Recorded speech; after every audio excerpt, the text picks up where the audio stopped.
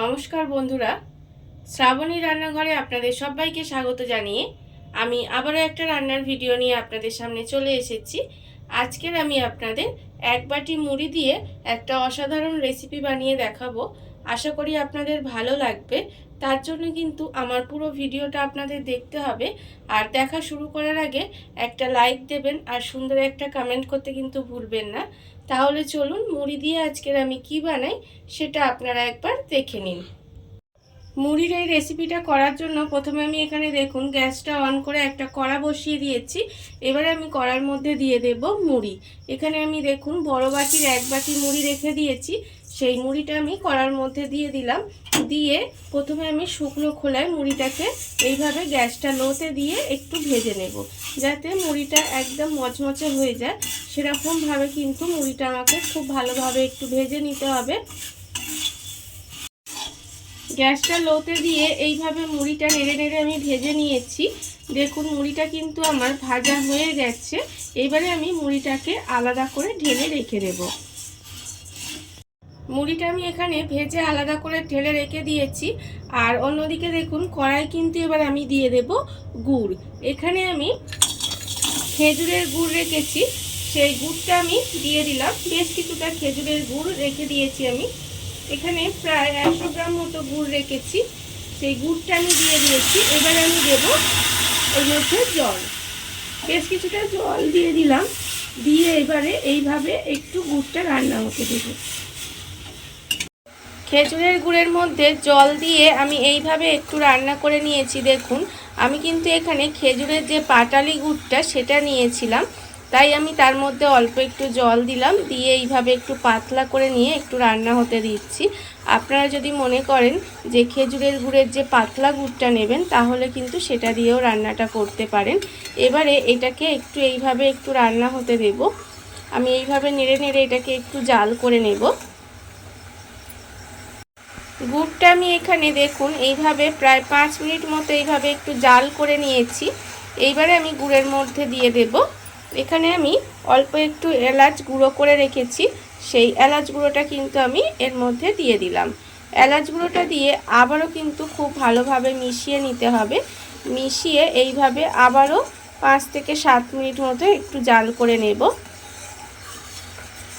দেখুন আমাকে কিন্তু গুড়টা খুব ভালোভাবে জাল করে যেতে হবে।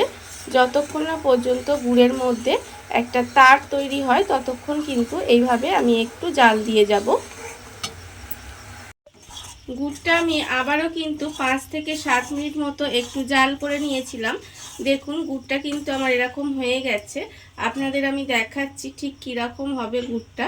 এইভাবে হাতে যখন দেবেন তখন দেখবেন এরকম কিন্তু একটা তার তৈরি হবে। তখন বুঝবেন যে গুড়টা কিন্তু হয়ে গেছে রেডি। আপনারা দেখুন, দেখলেই বুঝতে পারছেন যে একটা তারের মতো তৈরি হচ্ছে। তখন বুঝতে হবে কিন্তু গুড়টা আমার রেডি হয়ে গেছে। এবারে আমি এই গুড়ের মধ্যে যে মুড়িটা আমি এখানে আগে ভেজে রেখেছিলাম, সেই মুড়িটা কিন্তু আমি এখানে দিয়ে দেব। আপনারা এখন দেখে নিশ্চয়ই বুঝতে পারছেন যে আমি কি বানাচ্ছি। হ্যাঁ, আপনারা ঠিকই ধরেছেন, আমি বানাচ্ছি মুড়ির মোয়া। এবারে মুড়িটা দিয়ে খুব ভালোভাবে এইভাবে একটু মিশিয়ে নিতে হবে।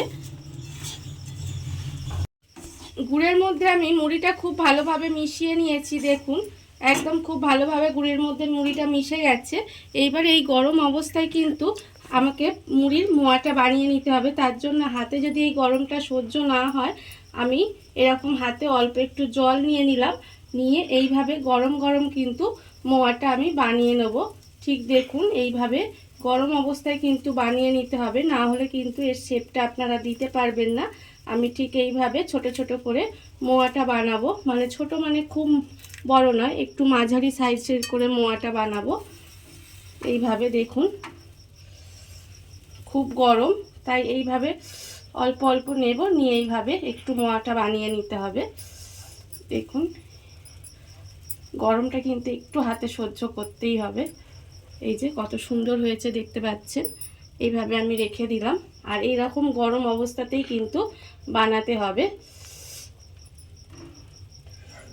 এই যে এইভাবে আমি এইভাবে কিন্তু সবকটা মোয়া বানিয়ে নেব।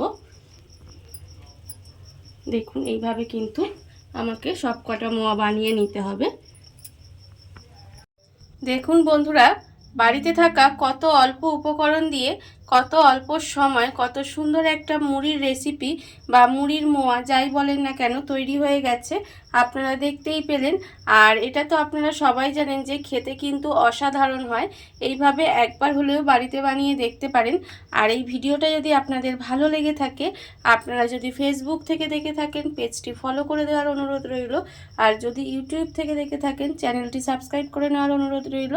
তাহলে চলুন ভিডিওটা আমি এখানেই শেষ করছি। আপনারা সবাই ভালো থাকবেন, সুস্থ থাকবেন। আবারও হাজির হব নতুন কোনো রান্না নিয়ে।